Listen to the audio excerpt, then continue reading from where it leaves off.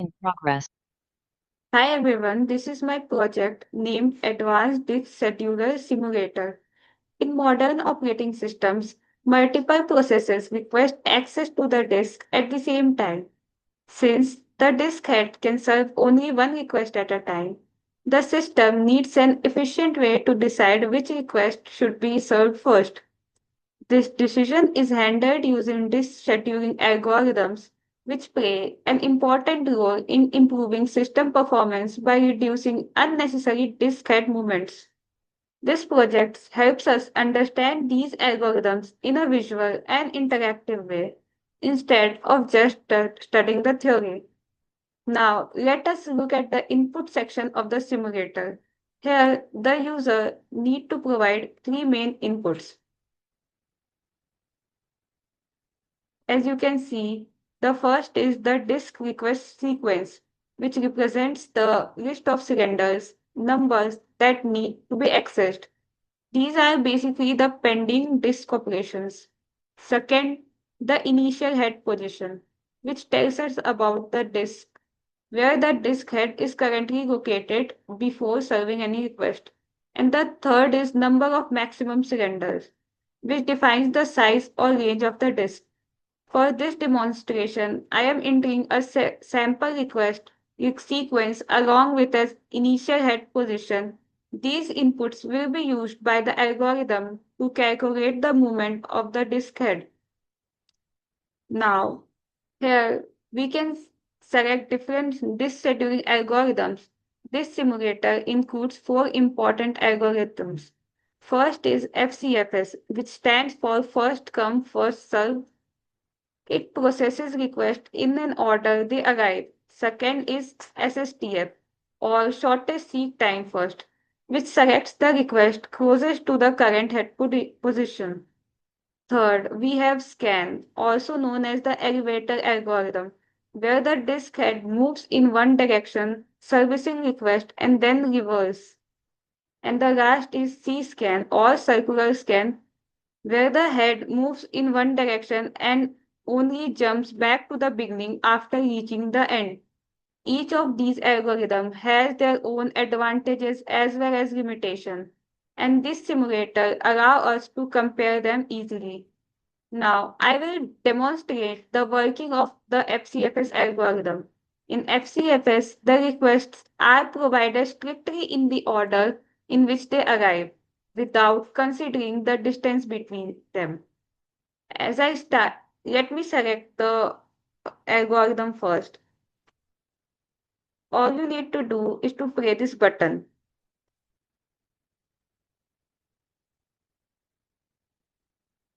As I start the algorithm, you can see the disk head moving from one request to the next sequentially. This approach is very simple and easy to implement, but it is not that efficient because the head may have to travel long distance between requests. It results in higher seek time and reduces the performance. From the visualization, we can clearly observe how the head moves across the disk, sometimes unnecessarily covering the large distances. This shows why the FCFS is not always the best choice for optimizing this performance. Hello everyone. Today I will be demonstrating two disk scheduling algorithms which are shortest seek time first, in short SSTF, and the other one is the scan, which is known as elevator algorithm also. So using this simulator that we have built, as you can see, so basically disk scheduling is all about efficiency. The hard drive is often the slowest part of a computer because it relies on the physical moving parts, especially the read write head moving across the disk platters. This is the disk platter. If we process requests randomly, the head thrashes back and forth, wasting time. These algorithms optimize the head movement. So as you can see, our head is on 50 right now. So head will just move back and forth if we don't have a relevant algorithm to optimize its distance. So let's dive into the simulation. So I have picked some values, random values I have stored in this queue, which are my separated values. At first, my height is at 50, and the max cylinders that I can use is 200. Okay, so we will start with the SSTF. So the logic here is very simple but effective. At any given moment, the disk head will move to the request that is physically closest to its position. So let's look at our starting state. Let's play the simulation first. So this is how it is working. So let's look at our starting state, which is at 50. Our head is currently at cylinder 50. We have a queue of requests waiting. Okay, we have a queue. And I'm going to start the head from the 50. Now notice what happens right at the beginning from the cylinder 50. The closest unreserved request is 37. So the closest distance is the 37 out of all the points that we have. So SSTF is a greedy algorithm.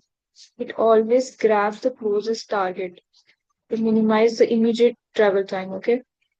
So this makes it much faster on average than a simple first come first served approach, which is the FCFS, which we have already seen in the previous part of our video. So you can see our total seek distance is like 205. In FCFS, it is 643, scan 334, C scan is 385, which is the shortest. But guess what? It has a major flaw. SSTF has a major flaw. Can anyone spot it? It has a major flaw. So let me tell you, it's called starvation. If a constant stream of new requests keep arriving near the current head position, the request at the far end of the disk, like the 183 in our example, might be ignored indefinitely. There are indefinite points are here, so it will get ignored. 183 will be get ignored. So it's fast, but it's not always fair. You can say it's like very greedy and unfair algorithm. So, however, let's move to the next one, which is our scan algorithm, the elevator algorithm. So, to fix this starvation that we had in the SSTF, we use algorithms like scan, okay, often called the elevator algorithm. So, think of how an elevator works. If you have ever went to the mall or anywhere, any tall building, elevators are there.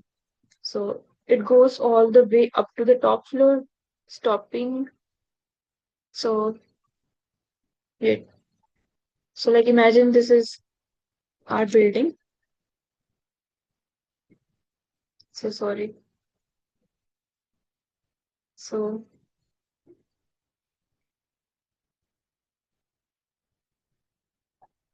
like imagine this is a building and an elevator is there. Like in so what elevator will do? It will go up all to the floor. Sorry guys, I'm not getting the lines are straight. So it will it will go top to the top floor, stopping at the request floor along the way, and then comes all the way down. Okay, this is how elevator works. So whatever, let's clean it up. So this is how elevators works. Scan works like that only. Our head starts at the 50. Okay, so let's click on scan first and run the simulation. Now just look at it, how it works. So as you can see, our head starts at 50 and we have set the initial direction to up. We can set the direction also. So we have to set the initial direction as up. I can change it to down also. So see how it look how it has changed its path, its trajectory. So let's go to the upper one and create it.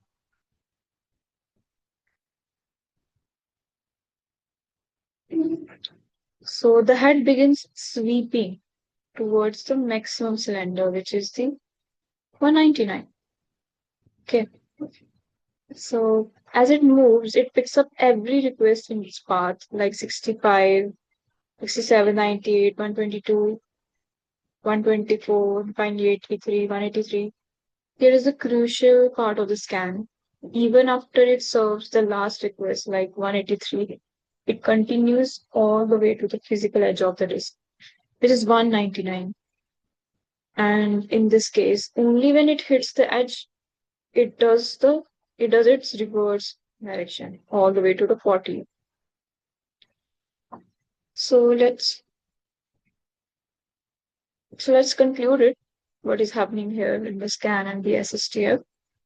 So here we can look at the SSTF path. Let's increase the speed. In the SSTF path, the looks a bit more erratic, jumping back and forth locally, but it usually results in a shorter total distance. However, if you look at the scan,